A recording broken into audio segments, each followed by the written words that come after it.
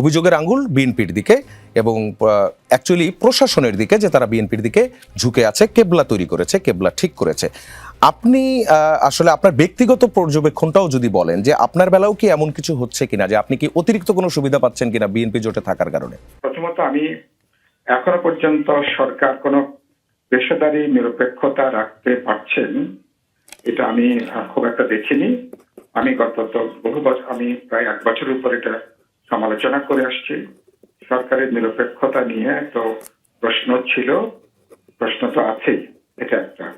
2 হচ্ছে যে এখনো পর্যন্ত আইন শৃঙ্খলা রক্ষাকারী বাহিনী, জনপ্রশাসন তারা পেশাদারি দক্ষতার মধ্যে তারা এখনো পুরোপুরি উঠে আসতে তারা এখনো পারেননি। 2 নম্বর। 3 নম্বর হচ্ছে যে বাড়তি সুবিধা পাওয়া অনেক দূরের কথা। আমি একজন ধরুন আমি তো 50 বছর ঢাকাতে, আমি ঢাকা 12 আসনে ওয়ার্কার্স পার্টির মনোনীত প্রার্থী, বিএনপি জোটের সমর্থিত প্রার্থী, যেটা আমাদের মার্কা, প্রধান মার্কা।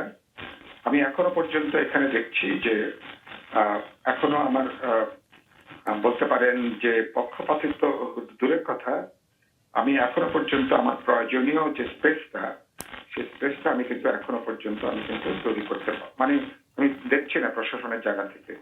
আমি এগুলো প্রশাসনকে এটা আমি জানিয়েছি, কারণ আপনি জানেন যে ঢাকা 12-তে এখানে সন্ত্রাস, এখানে মাদক, এখানে জবরদস্তি, জবরদখল ইত্যাকার বিষয়গুলো আমি এখনো পর্যন্ত দেখছি।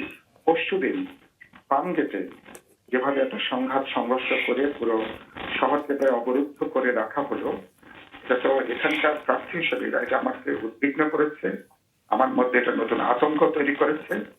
আমি এখানে ফলে আপনি যেটা বললেন না, পক্ষপাতিত্ব দূরের কথা, একটা সুষ্ঠু স্বাভাবিক যে গণতান্ত্রিক পরিবেশ, ভোটারদের, জনগণের যে তাদের যে নিরাপত্তা, সেটা এখনো পর্যন্ত আমি দেখছি এখনো কিন্তু নিশ্চিত করা যায়নি।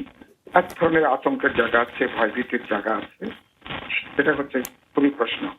আমি মনে হয় সবার আগে বলে আসছি যে আগামী নির্বাচনকে অবাধ করতে হবে, নিরপেক্ষ করতে হবে, প্রতিদ্বন্দ্বিতাপূর্ণ করতে হবে, সবার জন্য সমান জমিন তৈরি করতে হবে। এই প্রশ্নে কোনো ছাড় নেই।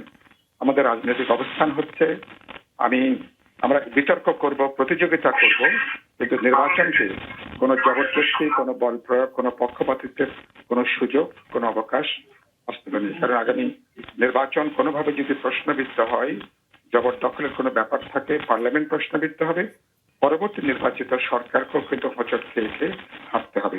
সুতরাং রাজনৈতিক দিক থেকেও আমাদের অবস্থানটা খুবই পরিষ্কার। আমি বরঞ্চ দেখতে চাই যে আমার সকল প্রতিদ্বন্দ্বী প্রার্থীরা তারা প্রত্যেকের সমান সুযোগ, সমান অধিকার নিয়ে সবাই তারা কাজ করবেন, সেই জায়গাটা আমি দেখতে চাই। আমি মনে করি সরকারের পলিটিক্যাল উইলটা হচ্ছে সবচেয়ে গুরুত্বপূর্ণ। সরকার উচিত হবে নির্বাচন কমিশন, রাজনৈতিক দল এবং ভোটাররা, ফাইনালি যারা হচ্ছে স্টেক হোল্ডার, সবাইকে আস্থার মধ্যে নিয়ে 17 বছর পর যে নির্বাচন হতে যাচ্ছে, মানুষ যে নির্বাচন অপেক্ষা করছে, নির্বাচন প্রতিদ্বন্দ্বিতাপূর্ণ হবে, মানুষ তার পছন্দের দল বা প্রার্থীকে অবাধে বেছে নেবে, এই সুযোগটা আমরা নিশ্চিত হওয়া দেখতে চাই। আচ্ছা, প্রশাসন যে আস্থার জায়গাটাতে যাবে, আপনি নিজেই কিন্তু আপনার এলাকার একেবারেই ব্যক্তিগত অভিজ্ঞতার কথাও বলছিলেন। সেখানে আমার অবশ্য 2টি প্রশ্ন। প্রথমটি সেটি আগে করি, সেটি হচ্ছে যে আপনি বিপ্লবী ওয়ার্কার্স পার্টির মার্কা নিয়ে নির্বাচন করছেন, এই কারণেই কি আপনাকে এই সমস্যাগুলোর মধ্য দিয়ে যেতে হচ্ছে, নাকি আপনি যদি ধানের শীষের প্রতীক নিয়ে করতেন তাহলে কি এটা যেতে হতো না, এমন কি পরিবেশ? না, খানিকটা তো ধরুন যেটা আপনি বললেন, ধরুন যেহেতু এখানে বিএনপির দিক থেকে আগে তাদের একজন প্রার্থী ছিলেন, তিনি এখনো পর্যন্ত স্বতন্ত্র প্রার্থী হিসেবে আছেন। আমি আশা করি যেহেতু বিএনপি রাজনৈতিকভাবে সিদ্ধান্ত নিয়ে প্রার্থী পরিবর্তন করেছেন, আমাদের সাথে একটা আসন সমঝোতায় তারা এসছেন, ফলে ঢাকা 12 আসনে তো এখানে ধানের শীষ থাকবে না, এখানে কোদাল মার্কাই এখানে থাকবে। হ্যাঁ, তো এটা তো নিশ্চয়ই আমার জন্য খানিকটা তো ঝুঁকি তো আছে, কিন্তু আমি মনে করি এখানে যোগাযোগের যে পর্যায়ে, ইন্টারনেট যে পর্যায়ে কাজ করে, মানুষের মনোজগৎ যেখানে, এটা 7 থেকে 10 দিনের প্রশ্ন।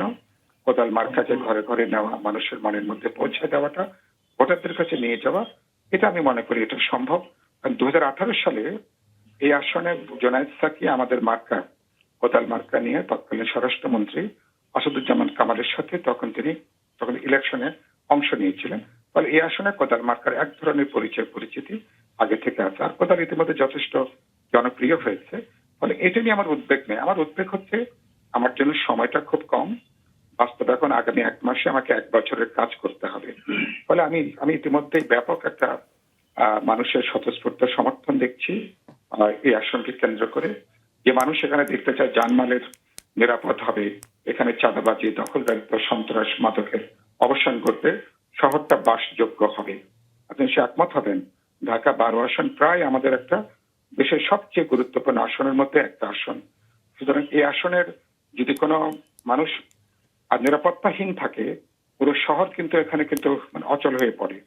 হ্যাঁ, ফলে সুতরাং এই আসনের নিরাপত্তা, এই আসনের একটা নাগরিক সুবিধা, এটা নিশ্চিত করা ছাড়া বাস্তবে ঢাকা শহরকে আমরা কিন্তু নিরাপদ করতে পারবো না।